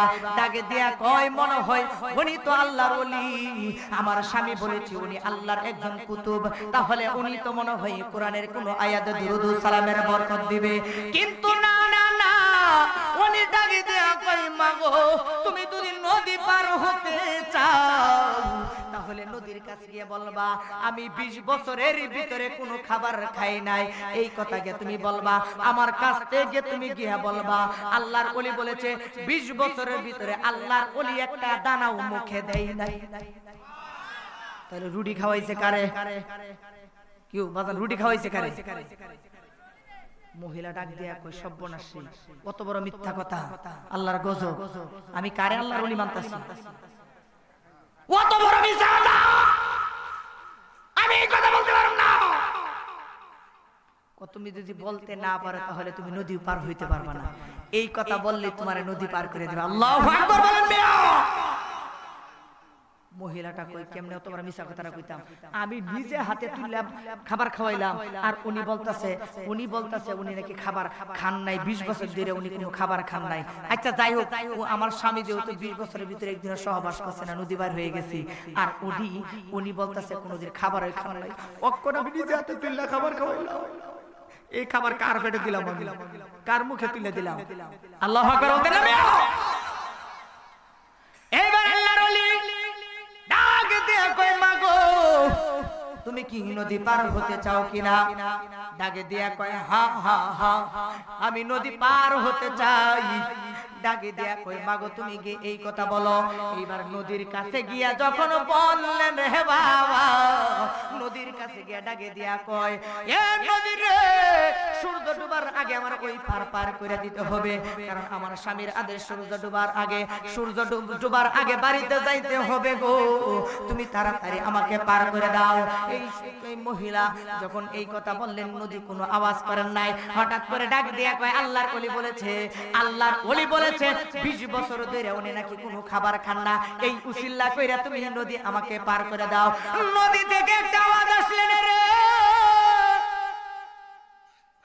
নদী থেকে একটা আওয়াজ আসলো, এ মাগো চোখটা বন্ধ করে দাও। চোখটা বন্ধ করে বিসমিল্লাহ কয়ে ডান ঠ্যাংটা সামনের দিকে আগায়া দাও। বিসমিল্লাহ বলিয়া যখন ডান ঠ্যাংটা সামনের দিকে আগায়া দিলে রে বাবা, ডান ঠ্যাংটা সামনের দিকে আগায়া দিতে দেরি হইছে। হঠাৎ করে চোখ খুলে দেখে নদীর এই পার থেকে ওই পার মুহূর্তের ভিতরে পার হয়ে গেছে। এইবার মহিলাটা গলা কাটা মুরগির মতো ছটফট করে আল্লাহর ওলি তার স্বামীর কাছে চলে গেল। ডাকে দেয়া কয় স্বামী গো, আমি বড় প্রশ্নের মুখে পড়ে, আমি বড় বিপদে আছি গো। এই দিকটা আপনি বললেন 20 বছরের ভিতরে একদিনও আমার সাথে সহবাস করা নাই, এইটার হাকিকত আমি বুঝলাম না। 20 বছরের ভিতরে একদিনও আমার সাথে আপনি সহবাস করলেন না বললেন। ওই দিক দিয়ে ওই আল্লাহর ওলি আমি নিজে হাতে খাবার খাওয়াইলাম, নিজের হাতে তুইলা খাবার খাওয়াইলাম, উনি ডাইরেক্ট না করলো 20 বছরের ভিতরে কোনো খাবার খান নাই। এই খাবার খাওয়ালে কে খাইছে গো?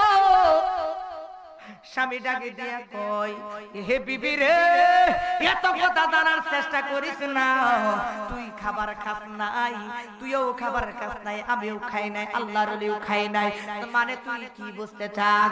এই বিবিটা ডাকে দিয়া কয় আল্লাহর ওলি গো, 20 বছর ধরে আপনি আমার সাথে সহবাস করেন নাই, তাহলে 7টা 8টা সন্তান কোথায় থেকে আসলো?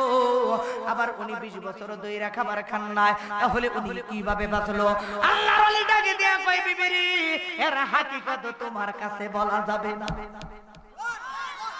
যারা কইতেন না আল্লাহু আকবার, মহব্বতে বলেন না ইয়া রাসূলুল্লাহ। ডাকে দিয়া কই তোর কাছে বলা যাবে না। বিবিটা প্রাণের স্বামীর দুইটা পা জড়ায় ধরলেন, ডাকে দিয়া কয় স্বামী গো, ও প্রাণের স্বামী, আপনার কদমে জড়ায় ধরলাম, আল্লাহর জাতের কসম খায় বললাম, যতক্ষণ না পর্যন্ত 20 বছর 40 বছর হাকিকত না বলবেন, এই 20 বছর আপনি কেন আমার সাথে সহবাস করেন নাই, কে করেছে, এতগুলো সন্তান হয়েছে কোথায় থেকে আসলো? আবার উনি 20 বছর ধরে খাবার খান নাই বললেন, কিন্তু আমার চোখের সামনে খাবার খাইলো, এই হাকিকত যদি না বলেন, আল্লাহর জাতের কসম খায় বলে আপনার কদম আমি ছাড়বো না। জোরে বলেন আল্লাহু আকবার। আল্লাহর ওলিদের পাওয়ার আছে না নাই? আরো জোরে বলেন আছে না নাই?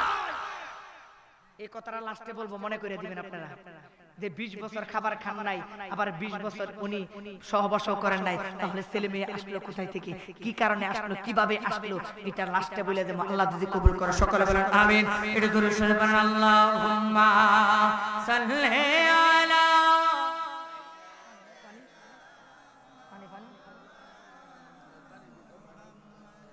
ওয়া আলা আলি সাইয়্যিদিনা Muhammad Allahumma salli ala Maulana Muhammad wa ala alihi Maulana মন আমার কাঁদে রে, দিল আমার কাঁদে রে, যেতে সোনার মদিনায়, বলো না যেতে সোনার মদিনায়। মন আমার কাঁদে রে, দিল আমার কাঁদে রে, যেতে সোনার মদিনায়, বলো না যেতে সোনার মদিনায়। ওই মদিনায় আমার নূরের নবী, হায় হায় ওই মদিনায় আমার নূরের নবী, কাঁদিতেছেন নবী হয়ে দিওয়ানা। মন আমার কাঁদে রে, দিল আমার কাঁদে রে, যেতে সোনার মদিনায়, বলো না যেতে সোনার মদিনায়। আল্লাহুম্মা সাল্লি আলা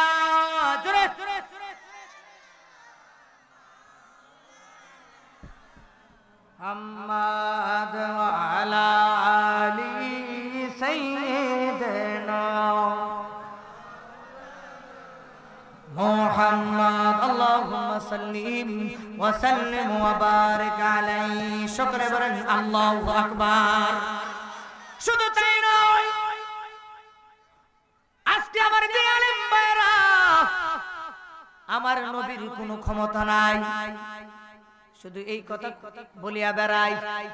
এবার আসুন গাউসুল আজমের কেমন ক্ষমতা, গাউসুল আজমের কথা কেন বললাম? আমাদের এমন জীবন গঠন করার দরকার যাদের জীবনের ভিতরে আল্লাহ ও আল্লাহর রাসূলের মহব্বত, ইশকে, ভালোবাসা ভরপুর। গাউসুল আজমের দরবারে এক লোক এসে ডাকে দিয়ে কয়, হুজুর, ও হুজুর গো, আমার বড় ভাই ইন্তেকাল করেছেন। ডাকে দিয়া কয়, বড় ভাই ইন্তেকাল করেছেন, জানাজার নামাজ কয়টা? তো জানাজার নামাজ জুমার নামাজের পর। আমার গাউসুল আজমের বয়স তখন 6 বছর। কয় বছর? জোরে কোন কয় বছর? গাউসুল আজমের বয়স 6 বছর। গাউসুল আজম ডাকে দিয়া কয়, দূর থেকে 6 বছরের বাচ্চা শুনতেছে, আবু খারের জঙ্গি মুসা, হযরতে জঙ্গি মুসার দরবারে এক লোক আইসা ডাক দিয়া কই, হুজুর, আমার বড় ভাই মারা গেছে, আমার বড় ভাইয়ের জানাজার নামাজ পড়তে হবে। ছোট্ট বাচ্চা দূর থেকে গাউসুল আজম 6 বছরের বাচ্চা ডাকে দিয়া কয়, আব্বু, আপনার সাথে আমি জানাজার নামাজে যাব। জীবনে কোনোদিন জানাজার নামাজ পড়ি নাই, আজকে জানাজার নামাজ পড়তে যাব আপনার সাথে।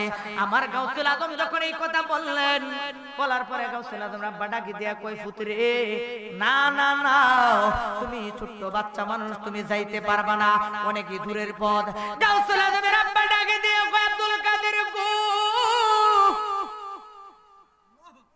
ও আব্দুল কাদের, না না না, তোমার নেওয়া যাবে না। গাউসুল আজম কয়, না, আমি যাব। এই কথা বলার পর গাউসুল আজমের আম্মা ডাকে দেয়া কয়, স্বামী গো, আমার কলিজার টুকরা সন্তান যাইতে চায়, নিয়া যান। এই কথা বলার পর গাউসুল আজমের আব্বা হাত ধরলেন, হাত ধরিয়া ডাকে দিয়া কয়, এ আব্দুল কাদের, আমার সাথে যাইবা, সাবধান, কোনো দুষ্টমি করবা না, কোনো কথা বলতে পারবা না, কোনো ঝামেলা করতে পারবা না। গাউসুল আজম কয়, আব্বা ঠিক আছে। উদ্দুর যাওয়ার পরে দেখে একটা রাস্তা ডান দিকে, আরেকটা রাস্তা বাম দিকে। এবার গাউসুল আজম ডাকে দিয়া কয়, ও আব্বা, আমি ডান দিকে যাব যাব নাকি বাম দিকে যাব? এইবার গাউসুল আজম এই কথা বলার পর গাউসুল আজমের আব্বা ডাকে দিয়া কয়, এ পুত্রে পুত, ডান দিকের রাস্তাটা ভালো না, বাম দিকের রাস্তা দিয়া যাইতে হবে।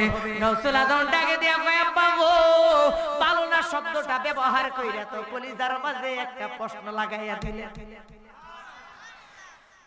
ডাকে দিয়া কই, পুত কি প্রশ্ন? ও পুত্রে, এই রাস্তা দিয়া যারা জীবনে গেছে একবারও ফিরে আসে নাই। ডাকে দিয়া কয়, আব্বা গো, কেন আসে নাই? ও এই রাস্তাটা ভালো না, এই রাস্তাটা যারা যায় জীবনে তারা আর রূহ নিয়ে ফিরে আসতে পারে নাই। এইবার ডাকে দিয়া কয়, হে আব্দুল কাদের রে, বাম দিকের রাস্তা দিয়ে চল। গাউসুল আজম ডাকে দিয়া কই, ছোট্ট বাচ্চা ডাকে দিয়া কয়, আব্বু গো, ও আব্বু, কোন দিক দিয়া যাইলে আগে হবে, তাড়াতাড়ি যাওয়া যাবে? আমার গাউসুল আজম ডাক এই কথা বলার পর ডাক দিয়া কই, পুত্রে, এই রাস্তাটা তাড়াতাড়ি রাস্তা আছে, কিন্তু এই রাস্তা দিয়ে তো যাওয়া যাবে না, বাম দিকের রাস্তা দিয়ে ঘুরে যাইতে হবে। আমার গাউসুল আজম ডাকে দিয়া কয়, আব্বা, আমি বাম দিকের রাস্তা দিয়ে যাবো না, আমি বাম দিকের, আমি ডান দিকের রাস্তা দিয়ে আপনার মসজিদে প্রবেশ করব। গাউসুল আজম এই কথা বলার পর গাউসুল আজম আব্বা ডাক দিয়ে কয়, চুপ বাবা, এই রাস্তাটা ভালো না, এই রাস্তা দিয়ে যারা গেছে কেউ ফিরত আসে না। এই রাস্তার মাঝে ভয়ঙ্কর কিছু জিনিস আছে। এই রাস্তার ভিতরে কখনো কোনো পিঁপড়া যদি যায়, কোনো কুকুর পর্যন্ত, কোনো বিড়াল যদি এই রাস্তা দিয়ে কোনো সময় যায় থাকে, সেই বিড়ালটাও ফিরত আসে নাই। এইবার, একবার, দুইবার, তিনবার এই কথা বলার পর গাউসুল আজম ডাক দিয়া কয়, আব্বা, আমি আল্লাহর জাতের কসম খায় কইছি, আজকে আমি এই রাস্তাটা ছাড়া আমি যাইতাম না। গাউসুল আজমের হাতের মাঝে গাউসুল আজম আব্বা ধরে রাখছে, হাতটা একটা জাকি দিয়া লাড়া দেয়া একটা দৌড় মারে গাউসুল আজম এই রাস্তা দিয়ে, এই জঙ্গলের ভিতর দিয়া, এই রাস্তার মাঝে গিয়া একটা উঁচা জায়গার মাঝে বইসা, একটা উঁচা জায়গার মাঝে, উঁচা জায়গা দেখে বাজান আমার গাউসুল আজম মুরাকাবা অবস্থায় বইসা রইলেন। ছোট্ট বাচ্চা, 6 বছরের বাচ্চা, গভীর মনোযোগ। আল্লাহর ওলিদের কেমন পাওয়ার, কেমন ক্ষমতা! শুধু আমরা নবীরে নিয়ে টানাটানা করি যে নবীদের ক্ষমতা নাই। আমি আজকে আল্লাহর ওলিদের শানমানের মাধ্যমে বুঝাই দিতে চাই যে আল্লাহর ওলিদের ক্ষমতা কম না বেশি, এটাই বুঝাইতে চাই যে ছোট্ট বাচ্চা গাউসুল আজমের কেমন ক্ষমতা, কেমন পাওয়ার। এই গাউসুল আজম, এইবার গাউসুল আজমের আব্বা তাকায় দেখে যে জঙ্গলার ভিতরে গিয়া গাউসুল আজম উঁচু জায়গা দেখে মুরাকাবা অবস্থায় এই জায়গার মাঝে বসে রইলেন। এইবার গাউসুল আজমের আব্বা হঠাৎ করে তাকায়া কান লাগায় শুনে দূর থেকে একটা সিংহ গর্জন দিয়ে মানুষের গন্ধ পায়া, ঠিক যেমন ভাবে হরিণের গন্ধ পায়া যেরকম ভাবে সিংহ বাঘ দৌড়ে আসে, এরকম ভাবে দৌড়ে আসতেছে। গাউসুল আজমের আব্বা মাথাটা উপর দিকে তুলিয়া আল্লাহকে একটা ডাক দিয়া কয়, আল্লাহ গো, শেষ পর্যন্ত মনে হয় আমার এই কলিজার টুকরা সন্তানটারে আমি হারাইলাম।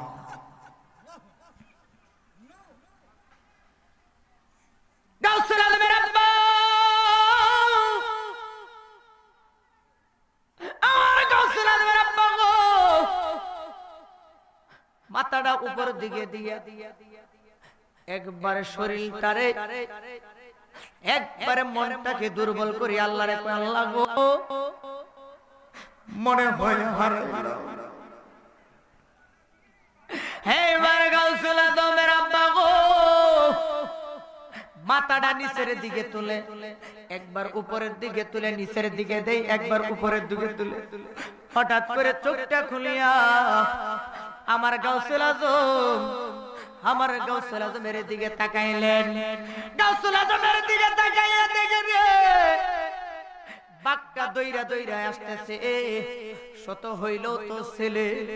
ডাকে দিয়া কয়, এ পুত্রে পুত, আয়া পর, বাঘটা আগে আসার, বাঘটা সিংহটা আসার আগে আগে তুই আইসা পর।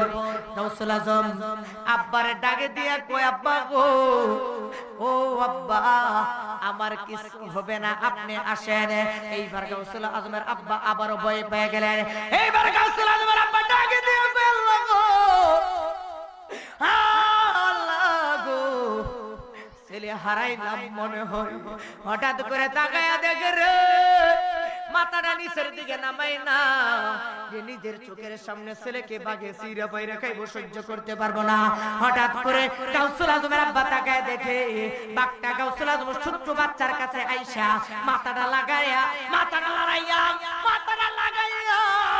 আমার গাউসুল আজমের কদমের নিচে জিহ্বাটা লাগাইয়া একটা চুমা খাইয়া নিলেন। এইবার গাউসুল আজমের আব্বা চোখটা খুললা তাকায় দেখে গো ছোট্ট বাচ্চা গাউসুল আজমের সামনে গাউসুল আজম বাঘের দিকে তাকায় রইছে। বাঘটা গাউসুল আজমের সামনে বসে রইলেন। গাউসুল আজমের সামনে যখন বসে রইলেন, গাউসুল আজম মাথাটা ঘুরাইয়া দূর থেকে বাপের ইশারা দেয়, আব্বা ও আব্বা আপনি ভয় পায়েন না, আসেন আসেন, তুমি মানুষ দিয়ে মানুষ বানাও, তুমি মানুষ দিয়ে মানুষ বানাও, দয়াল তুমি থাকো কোন জায়গায়? আল্লাহ তোমায় খুঁজতে গিয়া ওইরা গেলাম বিষন্ধাই, আল্লাহ তোমায় খুঁজতে গিয়া ওইরা গেলাম বিষন্ধাই। সংসারের চাপে পড়ে হালাল হারাম কত খাই, এই সুরত তোমার থাকিলে তুমি যত খাইছো তাই। আল্লাহু আকবার। আপনারা বলবেন হুজুর এটা বললেন কি? আল্লাহ কোরআনের দলিল দিতে আমি কিছুক্ষণ আগে আয়াতটা তেলাওয়াত করছিলাম, ওয়ানাহনু আকরাবু ইলাইহি মিন হাবলিল ওয়ারিদ। আল্লাহ প্রত্যেকটা মানুষের শাহরগের চেয়ে আরো নিকটে থাকে। সংসারের চাপে পড়ে হালাল হারাম কত খাই, আর এই সূরা তোমার থাকিলে তুমি যত খাইছো তাই। এখন আমি যদি দুদকে যাই, আমি যদি দুদকে যাই, দয়া তুমি থাকবা কোন জায়গায়? আল্লাহ তোমায় খুঁজতে গিয়া কইরা গেলাম বিষন্ধাই, আল্লাহ তোমায় খুঁজতে গিয়া কইরা গেলাম বিষন্ধাই। নবীর মাঝে থাকলে তুমি নবী কেন মেরাজে যাই? আল্লাহু আকবার বলেন না, জোরে বলেন আল্লাহু আকবার। আমরা জানি আল্লাহ নবীরে দেখতে পান কি পান না? জোরে কোন পান কি পান না? আমরা আজকে আমাদের সমাজে যে আলেম ভাইরা যারা তোমরা নবীরে নিয়ে তোমরা কানাঘুষা করে যে নবী কিছু জানে না, নবীর কোনো ক্ষমতা নাই, এইবার তোমার কাছে জানতে চাই আল্লাহ নবীর মাঝে আছে না নাই? আরো জোরে বলেন আছে না নাই? যদি আল্লাহ যদি নবীর মাঝে থাকে, নবীর মাঝে থাকে, আল্লাহ তো দেখতেই পান।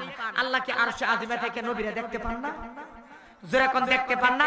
আল্লাহ কেন আমার নবীকে দুনিয়ার জমিন থেকে আমার নবীরে সাজাইয়া প্রেমের ফুল দিয়া জান্নাতি নিশানা দিয়া আমার নবীরে জিব্রাইলের মাধ্যমে আল্লাহর বাড়িতে কেন নিলেন? তোমার কাছে প্রশ্নটা রাইখা গেলাম, তুমি কেমনে বলো আমার নবী তোমার মতো? কথা কর ঠিক না? আমাদের বুঝতে হবে, জানতে হবে, বড় হাকিকতের প্রেম চলছে। আল্লাহু আকবার বলেন। এইবার গাউসুল আজম ডাক দিয়া কয় আব্বা আয়েব। গাউসুল আজমের আব্বা ডাক দিয়া কয় ফুত আয়া ফর, তুমি দৌড় আয়া ফর, আব্বা তুমি আয়া ফর, আমি যেতাম না। কারণ শত হইলে তো বাঘের ভয় কার ভিতরে নাই? কথা কোন ঠিক কিনা? বাঘের ভিতরে বাঘের ভয় কার ভিতরে নাই? গাউসুল আজমের আব্বা ডাক দিয়া কয়, গাউসুল আজমের আব্বা ডাক দিয়া কয় যে ফুত তুই আয়া ফর। গাউসুল আজম ডাক দিয়া কয় আব্বা এই রাস্তা দিয়ে আজকে আপনার মসজিদে আমি রওনা হব। এত আস্তে সুবহানাল্লাহ কইলেন, জোরে বলেন সুবহানাল্লাহ। এইবার গাউসুল আজমের আব্বা ডাকে দিয়া কই ও পুত্রে ফুত, আমার ভয় লাগে, আমি দাঁড়ে যাইতে পারবো না। ডাক দিয়া কয় আব্বা কয়েন আপনার কোনো চিন্তা নাই, আমি গাউসুল আজম আছি তো। আপনার ছেলের কেমন ক্ষমতা আজকে আমি গাউসুল আজম আপনাকে দেখায় দিতে চাই। তাত করে গাউসুল আজমের আব্বা আস্তে আস্তে কাছে গেলেন। কাছে যাওয়ার পর এইবার তাকায় দেখে রে বাঘটা আমার গাউসুল আজম আব্দুল কাদের জিলানী 6 বছরের বাচ্চার সামনে মাথাটা নত করে রাখলেন। এই তো গাউসুল আজম ডাকে দিয়া কয় আব্বা গো, ও আব্বা আপনি কাকে ভয় করলেন? দেখছেন নি আপনি আপনার ছেলেকে চিনলেন না, আপনার ছেলের কদমের নিচে বাগে জিব্বা লাগায়া তার জীবন ধন্য করেছে। ডাকে দিয়া কয় আব্বা ও আব্বা, আপনি বাগের কাছে জিজ্ঞাসা করতে পারেন কেন লাগাইলো। এইবার বাগের জিজ্ঞাসা করলেন জঙ্গি মূসা, ডাকে দিয়া কই এ বাগরে, আমার ছোট্ট বাচ্চার কদমের নিচে কেন তুমি জিব্বা লাগায় দিলা। এইবার বাঘটা ডাকে দিয়া কয় ও আল্লাহর ওলি গো, ও আল্লাহর ওলি, আমি কেন কদম লাগাইছি জানেন? আজকে 4 দিন 5 দিন 7 দিন ধরে আমার পেটে কোনো খাবার নাই। আমি যখন মানুষের গন্ধ পাইলাম দূর থেকে হামদুম করে চলে আসলাম। আজকে মনের মধ্যে মন আনন্দ করে আসলাম, আজকে খাবার খাবো গো।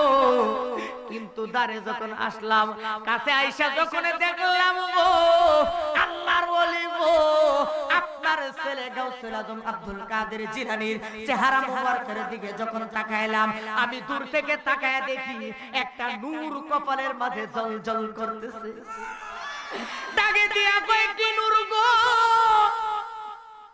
একটি নূর, এই নূরটা আবার কিসের নূর? আমি তাকায়া বাঘটা ডাকে দেয়া কই হুজুর গো, আমি তাকায়া দেখি আপনার ছেলের কপালের মধ্যে নূরে মুহাম্মদ লেখা আছে। ডাকে দেয়া কই হুজুর গো, আমি চিন্তা করলাম এই কপালের মাঝে এই নূর মুবারকটা কেন থাকবে। তখন আমি বুঝতে পারলাম উনি সাধারণ কোনো ব্যক্তি নয়।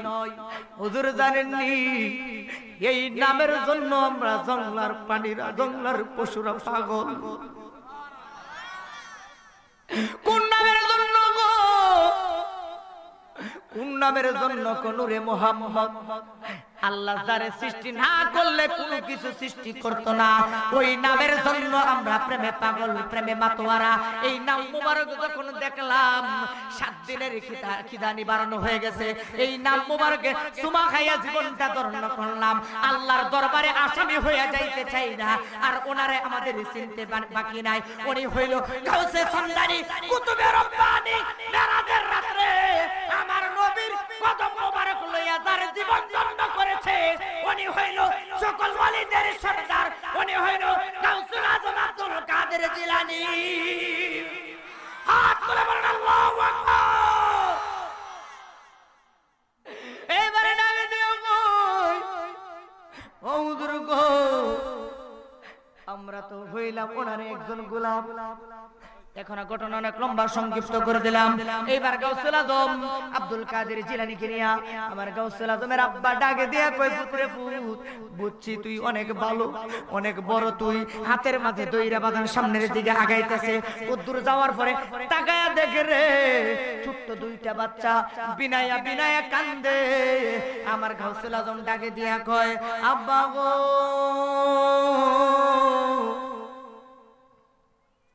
ও আব্বা দাঁড়ায়া যান। এ পুত কেন দাঁড়াইবো? ও পুত্রে পুত তাকায়া দে। বাবা তুমি তাকায়া দেখো গো, ছোট্ট 2টা বাচ্চা কেমন করে কাঁদতেছে। গাউসুল আজমের আব্বা ডাকে দিয়া কই পুত্রে পুত, নামাজের টাইম হয়ে যাচ্ছে, বাচ্চারা কাঁদতেই পারে, কত রঙের কান্না কান্দে। বাচ্চারা কত সমাধান, বাচ্চাদেরকে সব সমস্যার সমাধান দেওয়া যায় না। মজার জন্য কান্দে, মানুষের ধমক দিলে কান্দে।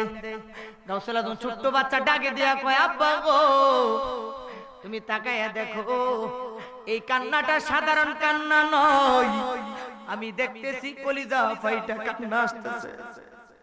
2টা বাচ্চার কাছে যখন গেলেন গো,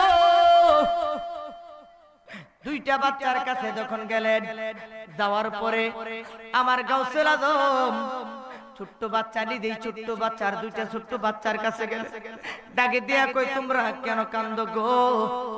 ছোট্ট 2টা বাচ্চা ডাকে দিয়া কই যিনি বুঝেন না উনি বুঝে নাই, যার বুঝার কথা ছিল সেই তো বুঝে নাই। আপনি কে গো?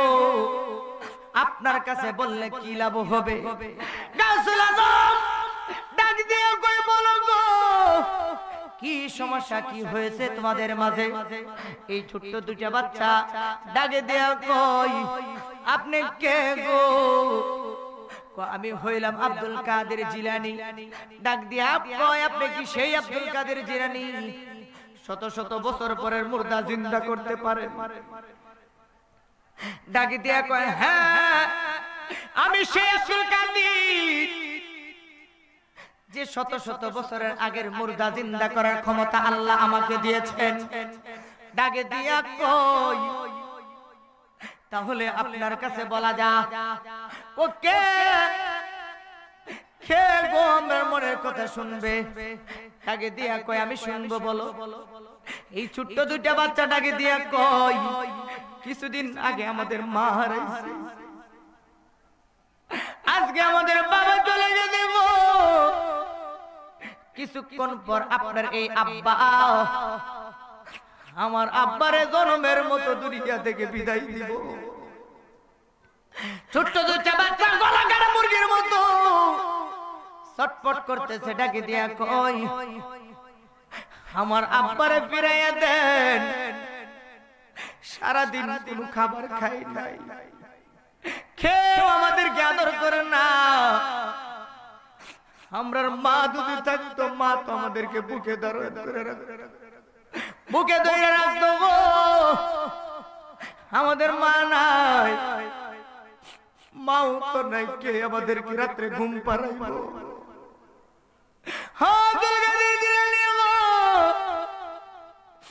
আমার বাবা তো দুনিয়ার জমিন থেকে বিদায় হয়ে গেছে, কে আদর করবে রে? কে আমাদেরকে সান্ত্বনা দিও? মা গো, তোমার মতো নয় না কেউ, বুকে আমায় তুলি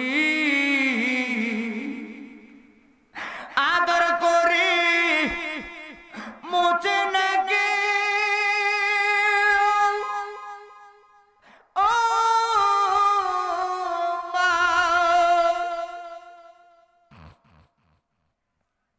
আদর করে মোচে না কেউ আমার চোখের পানি। হায়রে মা জননী আমার, হায়রে মা জননী।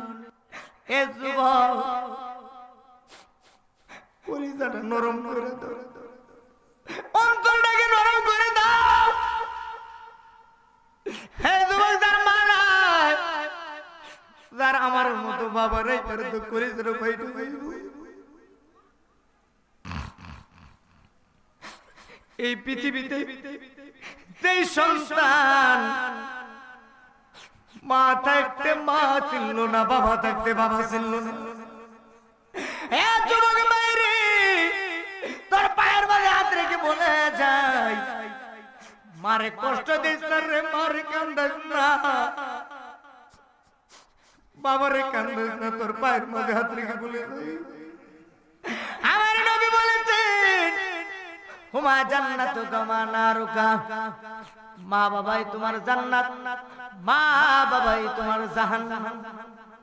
মা বাবাই যদি তোমার জাহান্নাম, মা বাবাই তোমার জান্নাত হয়। মক্কা মদিনা হজ কইরাও কোনো লাভ হবে না। এই জন্য যুবক ভাইরা গো, আপনাদের পায়ের মাঝে হাতে বলে যাই, যদি জিরো থেকে হিরো হতে চাও, মার কদমের নিচে জীবনটা গড়া দাও, মার কদমের নিচে তোমার জীবনটা বিলিয়ে দাও। দেখবা তুমি মুহূর্তের ভিতরে আল্লাহর ওলি হয়ে যাইবা। তোমার লেখাপড়ার মাঝে বরকত হবে, তোমার চাকরির মাঝে বরকত হবে, তোমার ব্যবসা বাণিজ্যের মাঝে বরকত হবে। এ যুবক, তুমি বলবা আমি না আমার মাকে সম্মান করলাম, আরে যার মা নাই গো সে কারে সম্মান করবে?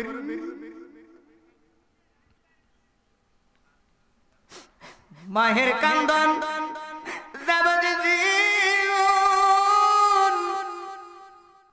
আরে তুই চার আমার বোনের কান্দনে রে, আরে ঘরের পরিবারের কান্দন কয়েকদিন পর থাকে না, দুঃখের দরদি আমার জনম দুঃখী মা, গর্ভধারিণী মা, জনম দুঃখিনী মা, দুঃখের দরদি আমার জনম দুঃখী মা। ওরে মায়ের কান্দন আরে তুই চার মার বোনের কান্দন রে, আরে ঘরের পরিবারের কান্দন কয়েকদিন পর থাকে না। দুঃখের দরদি আমার জনম দুঃখী মা, আরে গর্ভধারিণী মা, জনম দুঃখিনী মা, দুঃখের দরদি আমার জনম দুঃখী মা। এই ছোট্ট বাচ্চা বলি চোখের বাড়ি বাড়ি কান্দা বলব, আমরা তো মা নাই বাবা না, কে আদর করবে, কে আমাদেরকে কুলে নিয়ে ঘুম পাড়াইবো রাত্রে, কে আমাদেরকে যাতে শোনা পেয়ে ডাকে দিব।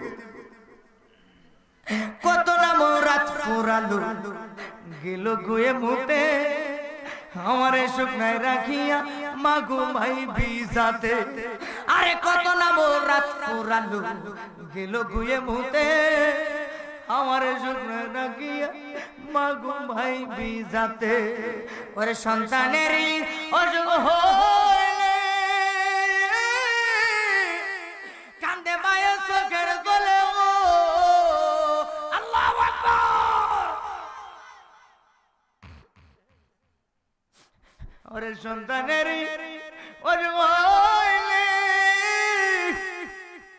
কান্দে মায়ের চোখের জলে, ও আমায় তুমি নাও নিয়ে যাও, সন্তানের নিও না। দুঃখের দরদি আমার জনম দুঃখী মা, গর্ভধারিণী মা, জনম দুঃখিনী মা, দুঃখের দরদি আমার জনম দুঃখী মা। এই ছোট্ট দুইটা বাচ্চা গাউসুল আজমকে জড়ায় জড়ায় যখন কান্না শুরু করলেন, ডাকে দিয়া কই, ও হুজুর গো আপনি একটা সমাধান দিবেন, আমার মা কই, আমার বাবা কই। এইবার গাউসুল আজম তার আব্বার দিকে ফিরিয়ে ডাকে দিয়া কই, আব্বা গো এই ছোট্ট বাচ্চার কান্না কি আপনার মায়া লাগে না? গাউসুল আজম ডাকে দিয়া কই, আব্বা গো আপনার কি মায়া লাগে না? গাউসুল আজম আব্বা ডাকে দিয়ে কই, পুত্রে পুত, জানাজার নামাজের জন্য মানুষ প্রস্তুতি নিয়েছে, কিছুক্ষণ পর তার জন্মের দাফন দিয়া দুনিয়া থেকে বিদায় হয়ে যাবে। এ পুত আমি কি করতাম? এইবার গাউসুল আজম ডাকে দিয়া কই, আব্বা গো এই ছেলেটার আব্বা, এই ছেলেটার বাবা গুলোকে, এই ছেলেটার বাবাকে আপনি জিন্দা কইরা ফেরত দেন। ডাকে দিয়ে কই, পুত্রে পুত পাগলামি করিস না, পাগলামি করিস না, আয় আয় আয় আয়, এই ছেলেটার বাবাকে ফেরত দেওয়া যাবে না। হাত ধরে টানটা লয়ে গেলেন, এই মসজিদের ভিতরে মুসল্লিরা নামাজ আদায় করলেন। এই দিকটা নামাজ শেষ হওয়ার পরে নামাজের আগে বাজান লম্বা ঘটনা, গাউসুল আজমকে পিছনে রাখলেন। গাউসুল আজম বারিন্দার মাঝে গাউসুল আজমকে বসাইয়া সবাই সামনে ঘরের মসজিদের ভিতরে নামাজ পড়লেন। এইবার গাউসুল আজম মসজিদের বারান্দায় নামাজ শেষ করে সকল মুসল্লিরা মসজিদ থেকে বের হলেন। মসজিদ থেকে বাইর হয়ে দেখে রে একজনের জুতা ঠিক নাই, কারো জুতা উপরে, কারো জুতা নিচে, কারো জুতা ইডায়া পানির মাঝে ফালাইয়া আছে। ব্যাপার কি রে, কে করছে? মুসল্লিরা মসজিদ ভর্তি, ডাক দিয়া কই এই কাজটা কে করছে? কো আব্বা গো মসজিদের ভিতরে জায়গা দেন নাই, বাইরে জায়গা দিছেন। আপনি তো সামনের দিকে ফিরে নামাজ পড়ছেন, দুনিয়ার কোনো খেয়াল নাই। পিছন দিকে দিয়ে আমি পিছনে দাঁড়াই আমি গাউসুল আজম নামাজ পড়লাম। আমার তো অনেক কিছু দেখতে হয়, বুঝতে হয়। পিছনের লোকেরা সমালোচনা শুরু করলেন যে কি হয়েছে। ডাকে দিয়া কই কি হয় নাই, উপরের জুতা নিচে, নিচের জুতা উপরে, সর্দারদের জুতা ইডায় কেডা জানে ফালাই দিছে, মেম্বার চেয়ারম্যানদের এমপি সাহেব মন্ত্রী সাহেবদের জুতা কেডা জানে ফালাই দিছে। গাউসুল আজম বারিন্দার মধ্যে বসে রইল গো। গাউসুল আজমের আব্বা ভিতরে থেকে আসলেন, আয়েশা ডাকে দিয়া কই, এ আমার মুসল্লিরা গো, কি হয়েছে তোমাদের মাঝে এত কানাকানি, এত আওয়াজ কিসের? ডাকে দিয়া কই, হুজুর আমাদের জুতা কেনা জানি পানির মাঝে ইডায় ফালাইয়া দিছে, নিচের জুতা সিরা জুতারে উপরে রাখছে, উপরের দামি জুতা স্বর্ণের জুতা কেনা জানি নিচে নে ফালাইয়া দিছে ইডায়া। এত দামি জুতা কেনা জানি ইডায় ফালাইয়া দিছে। একজনে ডাক দিয়া কয়, কেডা ফালাই পরে? এই ছোট্ট বাচ্চা ছাড়া তো আর মনে হয় এই কাজটা আর কেউ করে না। গাউসুল আজমের আব্বা ডাক দিয়া কয়, বাবা তুমি কি এই কাম করছো? গাউসুল আজম ডাক দিয়ে কয়, হ আব্বা করছি তো, তাতে কি হইছে? আরে এটা কেমন কথা? এটা কি করলা তুমি? মসজিদের মুসল্লিরা নামাজ পড়ো, তুমি জুতা এটা ফেলাই দিবা? তোমার আম্মা তো কিছু তুমি দুষ্টুমি জানোই না, তুমি দুষ্টুমি বুঝোই না, কিন্তু তুমি এটা কি করলা? আব্বা যদি সামনে দিতেন তাহলে কোনো সমস্যা হয় না, পিছনে দিচ্ছেন তো আমি তাকায়া দেখি মসজিদের ভিতরে 2 শ্রেণীর মুসল্লি আছে। কয় শ্রেণী? এখন আওয়াজটা করতো না, এখন তালাই দিয়ে দেবে গাওয়ার মধ্যে, এখন জায়গার মধ্যে ফালাই দেয় কথা রকম, এই জন্য এখন আওয়াজ করবেন না। কয় শ্রেণীর লোক? কয় শ্রেণীর? এক শ্রেণীর লোক আল্লাহকে খুশি করতে যায়, আর এক শ্রেণীর লোক আল্লাহকে সমাজের মানুষকে দেখাইতে যায়। কথা কোন ঠিক কিনা? এখন বলবেন হুজুর এটা কি বললেন? আজকে আপনাদের ঢাকাবাসী গাজীপুরবাসীদেরকে একটা আদেশ দিয়ে দেয় শেষ মুহূর্তে, মনে হয় আমার সময় একেবারে শেষ প্রান্তে। আজকের মাহফিলের প্রধান বক্তা যিনি আব্দুল জাহির আল আজহারি হুজুর কেবলা চলে আসবেন, এর ভিতরে আমার সংক্ষিপ্ত আলোচনা আমি শেষ করব। আপনাদেরকে বুঝাই দিতে চাই, সত্যিকারের বুকের মাঝে হাত দিয়ে বলবেন, মসজিদে কয় শ্রেণীর মুসল্লিরা? আরো জোরে কোন জোরসে বলতে হবে, সকলে একসাথে বলতে হবে। নবীর প্রেমিক যদি হয়ে থাকে, যদি নবীর সাথে জান্নাতে থাকতে চান, তাহলে সকলে একসাথে বলতে হবে, হুসাইনি প্রেম নিয়ে মহব্বত নিয়ে বলতে হবে, কয় শ্রেণীর লোক? আরো জোরে কোন। এখন বলবেন যে হুজুর 2 শ্রেণীর লোক যে যা কেমনে বুঝুন? ইমাম সাহেবরে নিয়ে একদল গুতাগুতি করে না? করে না হুজুর? আছে হুজুর করে না? ও বেশি করে। আজকে একটা শিক্ষা নেন, গাউসুল আজমের আব্দুল কাদের জিলানীর মসজিদ গাউসুল আজমে পিছনে থেকে কি কাজগুলি করছে? এক শ্রেণীর লোক মসজিদের ভিতরে, সরি আল্লাহ রাসূল বলছে 3 শ্রেণীর লোক মসজিদে যায়। এক শ্রেণীর লোক যা আল্লাহকে খুশি করতো, আরেক শ্রেণীর লোক যা মসজিদে সমাজে দেখায়, আমি নামাজি সমাজে দেখানোর জন্য, আরেক শ্রেণীর লোক যা ইমাম সাহেব আর মুয়াজ্জিমের দুর্দশার লেখা। এই কথা ঠিক কি না? এই লোকগুলো আছে না নাই? আর জোরে কোন আছে না নাই? আর আমাদের সমাজে দেখবেন আরেকটাই আছে, দেখবেন সমাজের মধ্যে টাক্কা সুদকুর, বড় যেটা সুদকুর, এরাতে মসজিদের সভাপতি। আমাদের এলাকায় মনে এটা নাই, এই এলাকায় সব আল্লাহর কুতুব ভাই বলি কথা। আচ্ছা হাত তুলে দেখেন তো, আসেনি এরকম সুদকুর কেন আছে? একটু হাত তুলে দেখেন তো। ওরে আল্লাহ রে, এই এলাকা তো ওয়াজ করার দরকার ছিল না, সব কুতুব বই আমার সামনে। এই এলাকায় ওয়াজ করার তো কোনো দরকারই ছিল না। আল্লাহু আকবার কোন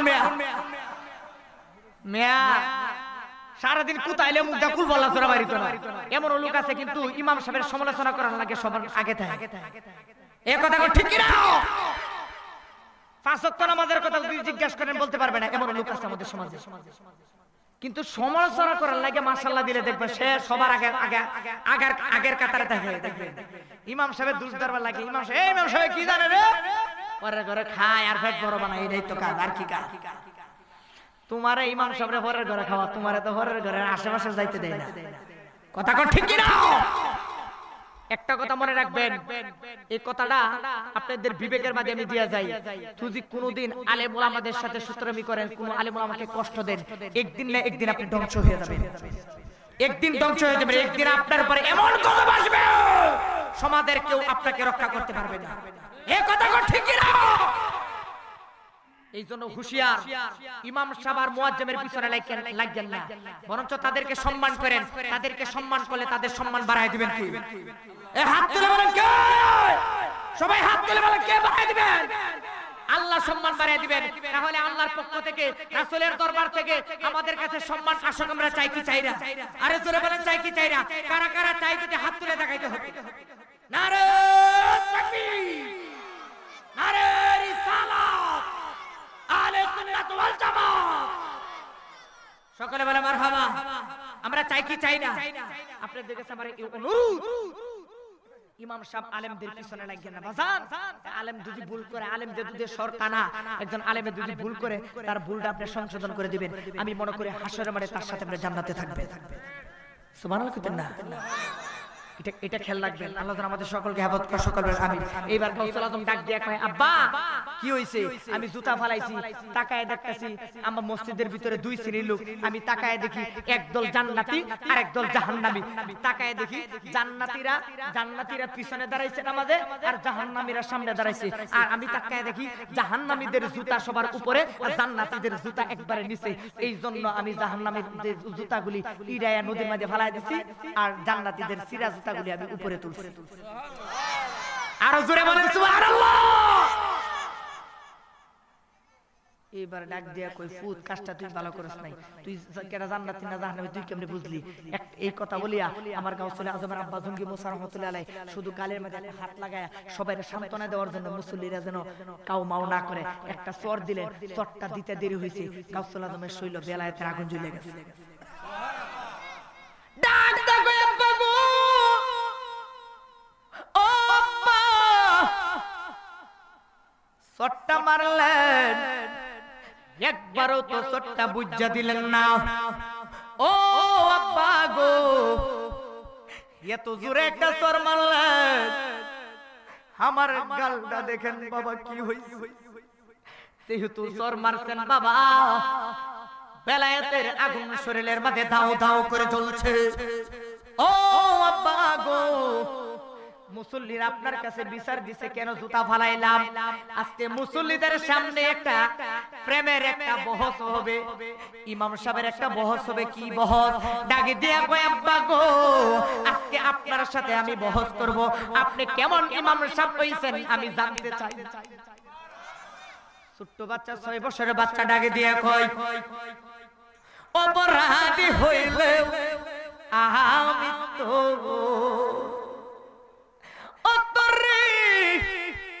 অপরাধী হইলেও আমি তো,